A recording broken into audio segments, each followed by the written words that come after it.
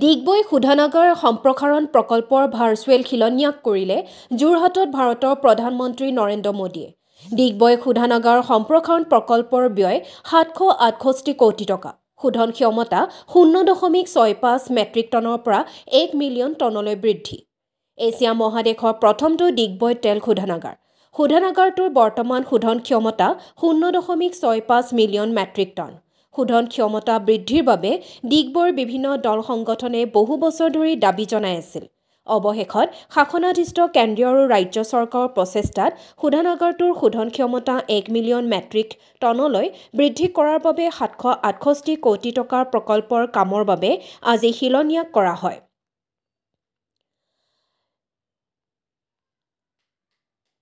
ডিগবৈৰ পৰা বিনন্দ কোঁৱৰৰ ৰিপৰ্ট, অল আছাম নিউজ 30।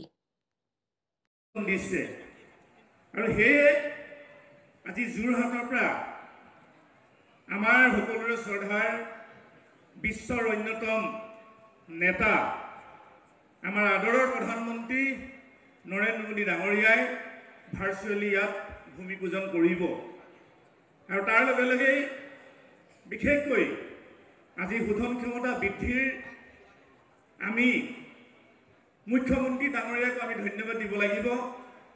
সৰ্বজনপ্ৰিয় মুখ্যমন্ত্ৰী ডক্টৰ হিমন্ত বিশ্ব শৰ্মা ডাঙৰীয়াৰ প্ৰচেষ্টাত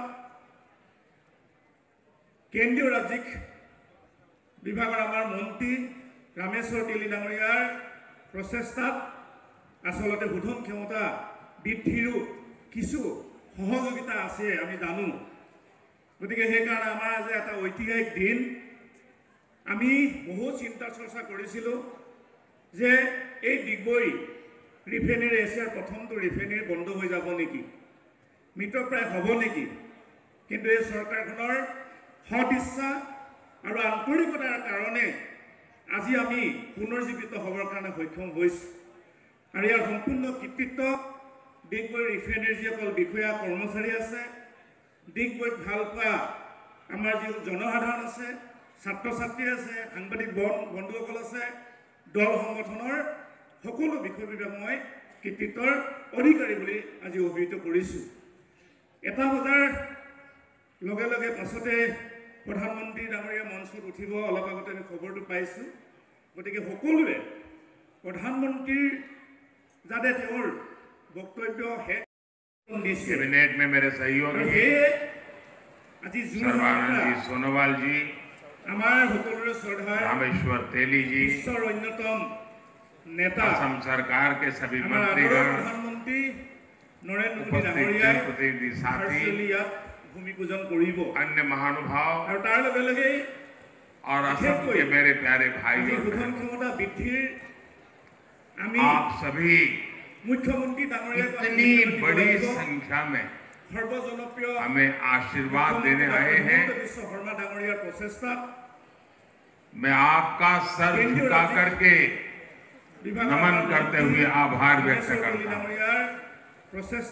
और मुझे अभी बता रहे थे मुख्यमंत्री जी कि 200 स्थान पर लाखों लोग बैठे हुए हैं जो वीडियो के माध्यम से इस विकास उत्सव में भागीदार बन रहे हैं। मैं उनका भी स्वागत करता हूं। और मैंने सोशल मीडिया पर भी देखा कैसे गोलाघाट के लोगों ने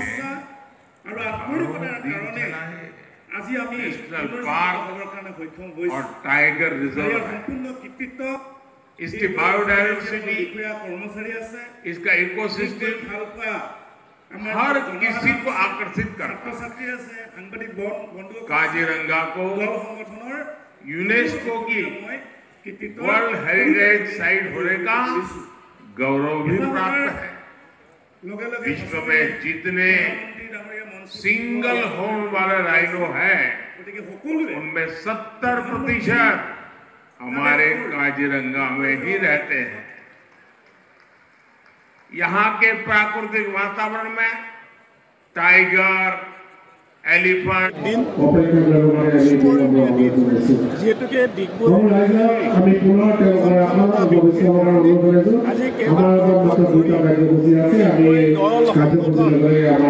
ভাল পোৱা লোকসকলে আজি দাবী জনাইছিলে অনুৰোধ কৰি আহিছিলে, কিন্তু যোৱাটো সময়ত কোনোখন চৰকাৰে কোনো এজন প্ৰধানমন্ত্ৰীয়ে ডিগবৈবাসীৰ অনুৰোধক কোনোদিন গুৰুত্ব দিয়া নাছিলে।